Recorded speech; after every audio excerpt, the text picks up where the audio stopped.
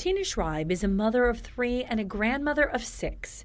She's known David Lampman for decades. I actually knew him from high school, so we dated when we were 19. They reconnected years later and moved in together, but the relationship was rocky. There was like maybe, some pushing, he would push me.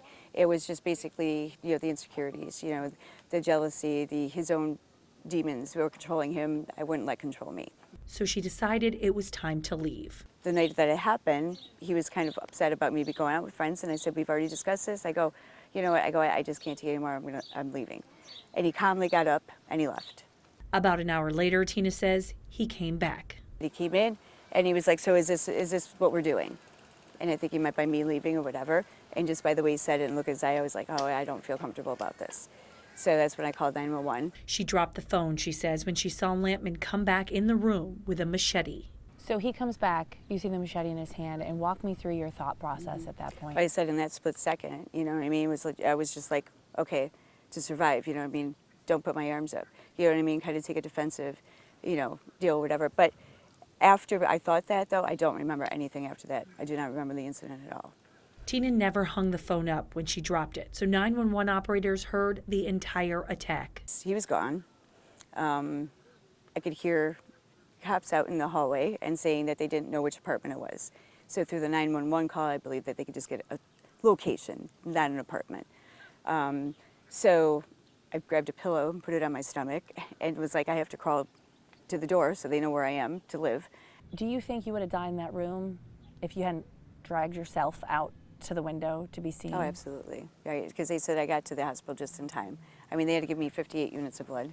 And they said I was even bleeding out new blood, and I mean, it took them probably 30, 40 minutes to find me. So I think if any more time had passed, if I hadn't done that, then yeah, I probably wouldn't be here. You literally had to be sort of pieced back together by the doctors at Strong. Yes. But I had a skull fracture.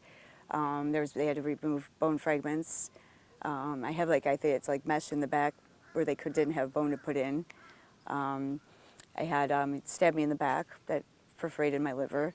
I have he got me on the shoulder here because it, and then I guess it was eviscerated. So from right here down below, right to the pubic bone, yes, it had to be all put back together. Most people would never have survived. Correct. Yeah, that's what I've heard. Mm-hmm. How do you think you did?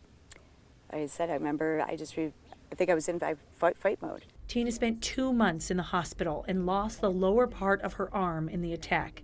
She's been living on her own now for a little more than a month. I mean, at 6 weeks, I didn't think I would be as independent as I am. I mean, at first it was folding clothes. I didn't do it, and I was just like, freaking clothes, and I was like, you know what? No, I have to figure this out. I'm going to push through, and it was each thing. It was like a challenge, and it was like I never gave up. I never felt sorry for myself. I'm not going to be the victim. But she does believe she now has a greater purpose to help those who are victims. People go there's a reason that you're here, you need to figure it out. And I believe that one of the reasons is for me to tell my story, and to be an inspiration to people or people who don't think they can get out of a bad relationship or to see the signs. So, if anything, I believe there's at least that. David Lampman appeared for a short hearing here at the Hall of Justice earlier today. This is the first time that Tina has been able to be in the courtroom and see him since the attack. She sat there stoically, staring at him, seemingly without any fear.